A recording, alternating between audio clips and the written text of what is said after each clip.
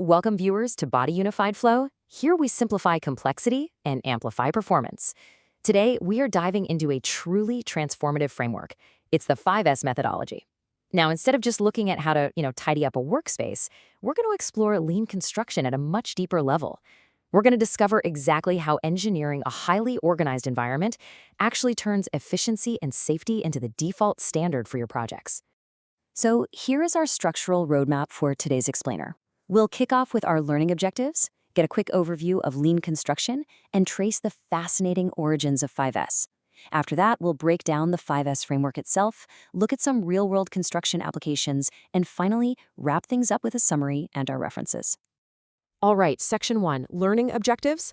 Let's look at your key takeaways for this session. By the end of this explainer, you are going to have a rock-solid grasp on lean construction principles and the absolute critical concept of waste elimination. We'll trace the history of the 5S methodology and really master those 5 sequential steps: sort, set in order, shine, standardize, and sustain. But most importantly, we'll see exactly how applying these tools eliminates workplace waste and dramatically boosts safety, productivity, and predictability on construction sites. Moving right along to Section 2, Lean Construction Overview. Let's talk about maximizing value. The traditional ways of managing construction often just accepts delays and massive inefficiencies as, just part of the job. But lean construction flips that entirely on its head.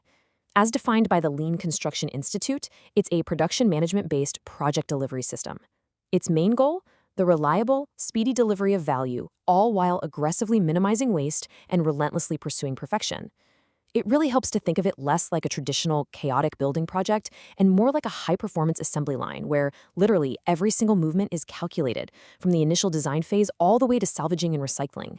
Now, a totally fascinating concept right at the core of all this is Muda. That's the Japanese term for waste. And believe me, it is the ultimate enemy in lean thinking. Muda encompasses absolutely any activity that consumes resources, whether that's your time, your materials, or human effort, without adding any value whatsoever to the customer. In the construction world, we generally look at 7 classic wastes. We're talking defects, delays, overprocessing, overproduction, excess inventory, the unnecessary transport of materials, and the unnecessary movement of people. Lean systems use methodologies like 5S specifically to hunt down and eliminate this Muda. Section 3. The origins of 5S. Let's see how this became a global standard.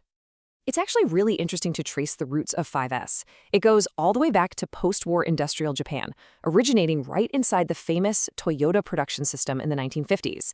And, by the 1970s, it became incredibly clear that you simply couldn't implement advanced concepts like just-in-time production without a stable, highly organized environment. 5S became that absolute crucial prerequisite.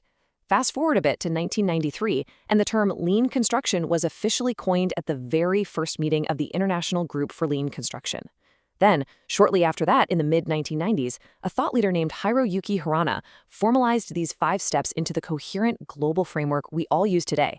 It literally transitioned from being this highly guarded manufacturing secret into a universal worldwide best practice for operational excellence. All right, Section 4, the 5S framework. This is the core methodology. Here we go, the 5 pillars. Now, it is absolutely crucial to understand that these are not isolated, standalone tasks that you just check off a list on a Friday afternoon. No, they are sequential, cyclical steps.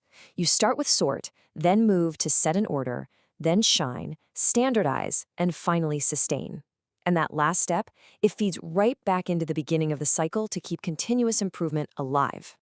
Let's break these down a bit. First up is SARI, or sort. This involves systematically evaluating literally every item in a workspace. If it's unneeded, you red tag it and get it out of there. This immediately eliminates all that time wasted searching through clutter. Second is Seitan, or set in order.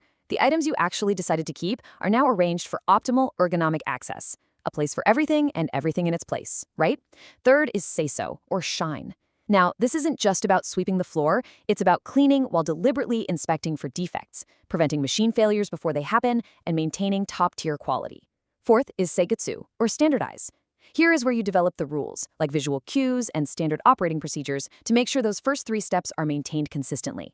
And finally, Shitsuke, or sustain. Honestly, because of human nature, this is almost always the most difficult step to maintain. It's all about cultivating self-discipline and using tools like audit scorecards to ensure long-term adherence to your new standards. You have to prevent those old messy habits from creeping back in. Section 5, Construction Applications. Let's see what 5S looks like physically on the job site. Think about your typical disorderly work environment for a second. It is inherently prone to inefficiencies. It leads to defective production, massive amounts of motion waste, and most concerningly of all, critical safety hazards. Just picture the specific, awful frustration of spending 20 minutes looking for one specific wrench or a specialized drill bit amidst a pile of unmarked debris. That 20 minutes, that is pure Muda. It's motion waste that drains energy and stalls your entire project timeline. Now contrast that chaos with a 5S stabilized environment. Here, you've got a perfectly smooth flow of information and material. Tools are optimally accessed right when you need them, hazards are identified early, and furthermore, it actually aligns with green manufacturing goals by reducing material waste and energy consumption. The difference is truly night and day. So what does this actually look like in practice, say on a Tuesday morning on site? Well, in the sort phase, teams actively use red tags on damaged tools to get them out of circulation immediately. No second guessing. For set and order, they utilize shadow boards. These are boards with the actual tool outlines drawn directly on them. So it's instantly obvious to anyone if a tool is missing, and everything is placed right within arm's reach. During Shine, teams perform daily Shine walks, specifically to identify and clear tripping obstacles or dangerously misplaced chemicals. To standardize all this, you might see painter's tape or bright floor markings outlining the exact designated home for heavy equipment. And to sustain the whole shebang, personnel who are trained in 5S periodically take site photographs, reviewing them in team meetings to identify what we call kaizens, which are basically opportunities for continuous, active improvement. If you only take away one single thing from this explainer today, let it be the concept captured right here. The 5S methodology is much more than a good housekeeping initiative. It is a fundamental pillar of lean construction that creates a safe, predictable, and high-performance workplace. Far too often, people just dismiss 5S as a fancy way of saying clean up your room. But as we've explored, systematic organization is the absolute prerequisite for all other process improvements. You simply cannot optimize chaos. Section 6, Summary and References. Let's wrap this masterclass up.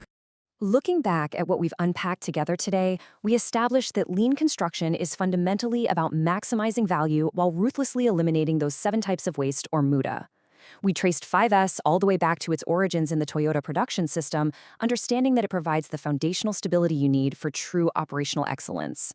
We broke down the cyclical discipline required by the 5 pillars: sort, set in order, shine, standardize, and sustain. And finally, we saw exactly how applying these principles directly onto a construction site drastically mitigates risks, prevents injuries, and skyrockets overall efficiency. For those of you eager to dive even deeper into this topic, here are the foundational references we cited in today's session. This includes great insights from the IGLC, the Lean Construction Institute, and the pioneering works of Hiroyuki Hirano, as well as Womack and Jones. I really want to thank you for joining me at Bodhi Unified Flow today. It's been great having you. But the question I want to leave you with is this. When you walk onto your site tomorrow morning, what is the very first piece of Muda you are going to eliminate using 5S? Until next time, stay focused, stay lean, and keep amplifying your performance.